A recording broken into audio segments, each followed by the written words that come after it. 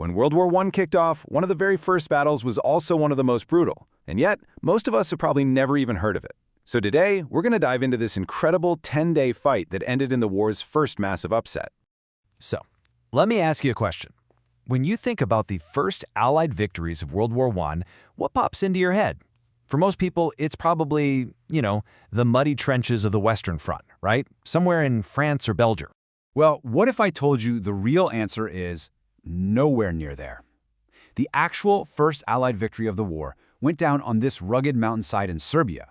We're talking just 3 weeks into the war, and an army that nobody saw coming handed the Central Powers a just stunning defeat. Okay, so to really get how shocking this was, you've got to understand how much of a mismatch this whole thing looked like on paper. I mean, this was a classic David versus Goliath story. For real. All right, just look at the stats. The matchup seems almost unfair. You've got the Austro-Hungarian Empire rolling in with about 200,000 troops against Serbia's 180,000. Now, you might think, hey, those numbers are pretty close. But the real difference, the killer difference, was the gear. The invaders had all the modern rifles they could want, double the machine guns, and a huge industrial powerhouse backing them up. Serbia, on the other hand, they were still reeling from 2 recent wars, stretched totally to the breaking point. And when I say breaking point, I mean it. Their situation was absolutely dire. The army was short on, well, everything.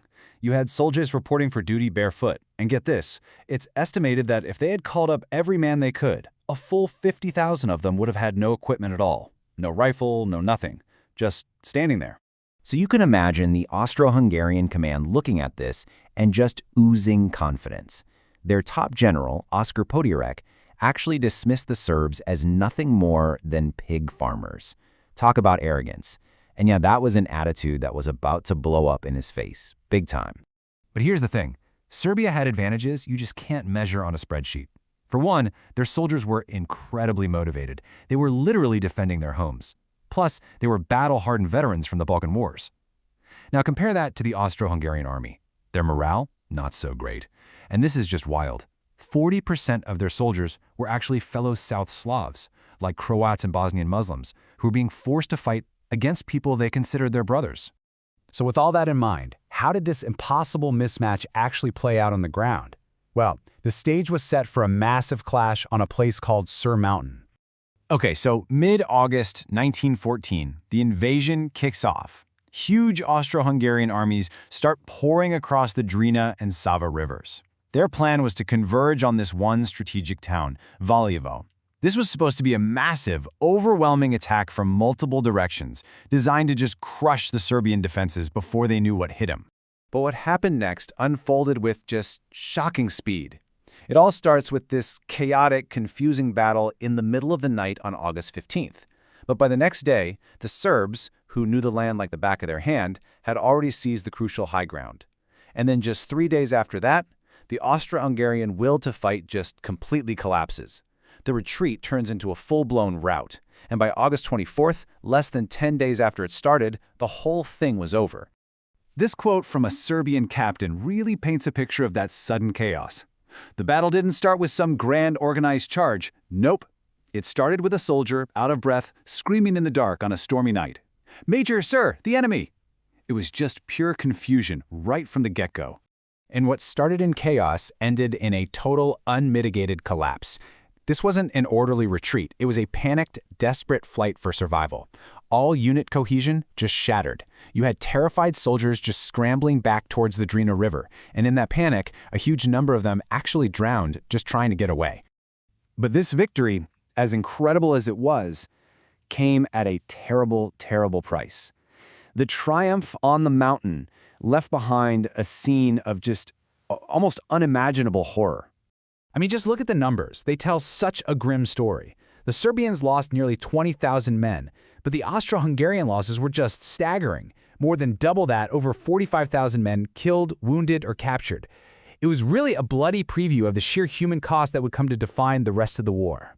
And to really wrap your head around what those numbers mean on a human level, just listen to what this French journalist wrote. He said the battlefield was so covered in mass grave and bodies, that the stench was so overpowering it was physically impossible to even get close to the top of the mountain. And the horror didn't stop at the battlefield. As the invading army fell apart, the undisciplined and demoralized soldiers, they lashed out. They committed horrific atrocities against Serbian civilians. We're talking hundreds of men executed, women and children murdered. It just added this layer of unbelievable tragedy to what was already a brutal invasion.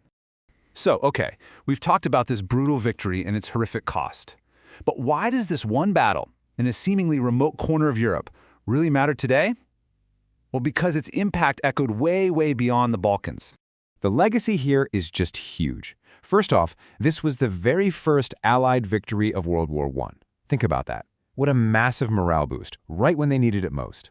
It also put tiny Serbia on the world map, and that won them international sympathy and, crucially, aid. And here's a cool piece of trivia. The battle was also the site of the world's first ever aerial dogfight. And finally, it inspired one of Serbia's most famous patriotic songs, March on the Drina, so it's absolutely cemented in the nation's memory. And that memory is kept alive today at the Cer Memorial Ossuary. It's still there, standing as a permanent reminder of the incredible sacrifice and the completely improbable victory won on that mountain. You know, this was just the first victory in a war that would grind on for 4 more bloody years and consume millions of lives. So the question I want to leave you with is this. What does it tell us about war itself when the very first chapter of such a long and devastating tragedy doesn't begin with an easy win for a giant empire, but with the brutal, defiant, and totally improbable triumph of the underdog?